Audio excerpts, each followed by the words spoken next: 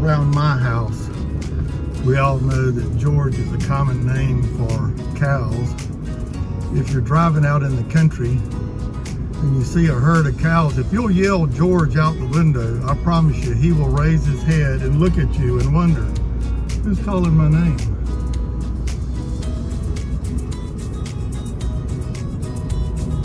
I'm riding in on this part of the road that I see very commonly and have for many, many years.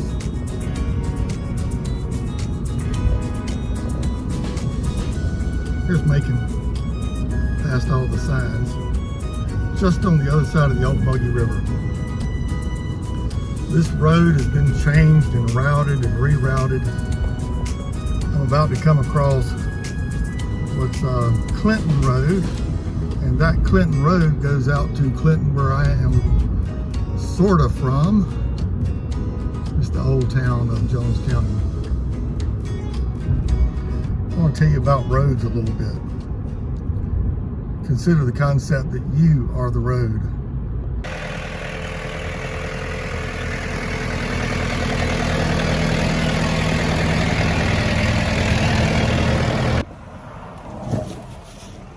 So my work here is to try to integrate the mundane and the sacred, or the body and the spirit. I will come back to that, material and spiritual, very often. Spirit matters, and matter spirits. To live in our bodies, to live spiritually, meaningfully in the world. And so, to draw maybe inspiring messages from the mundane of the world, I'm dragging the driveway, bit by bit, leveling the road.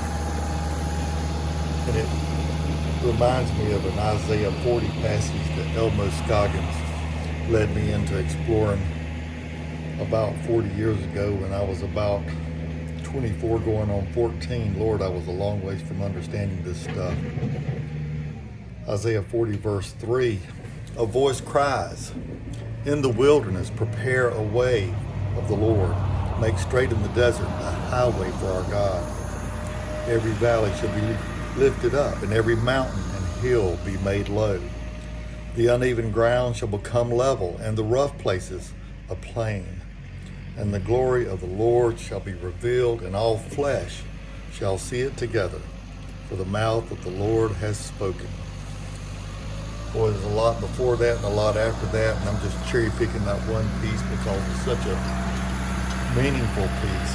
We live lives that seem to be on some bumpy roads. Maybe in leveling out the road we can notice the high spots, notice the unreasonable grandiosities, the inflations, the big ego, the expectations, or the low spots, the negative self-talk, the inner critic, the voice that says you can't or just give up.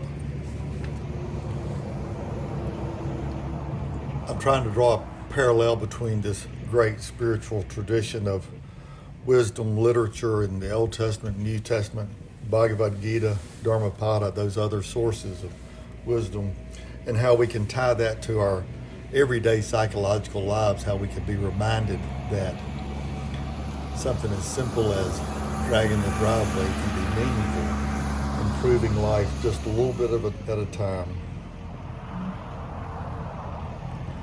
See if we can begin to live more reasonably or responsibly, to challenge ourselves to be conscious. Yeah, that's it, to live consciously. That's what I'm hoping to do. So we'll draw lessons from real life, gardens and trees, driveways and bees.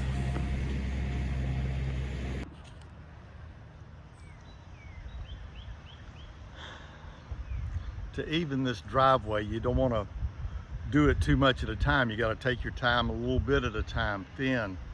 You don't want to gouge it too deep. You could be in trouble with, pulling up roots or pipelines or electrical lines, and we certainly don't need to throw away our roots of experience or get rid of our connections to others where we draw energy or the nourishment that comes from nature. And you don't want to pull up a big pile and pile it up. You're going to feel that bump every time you go down that road, that big ego or that big resentment.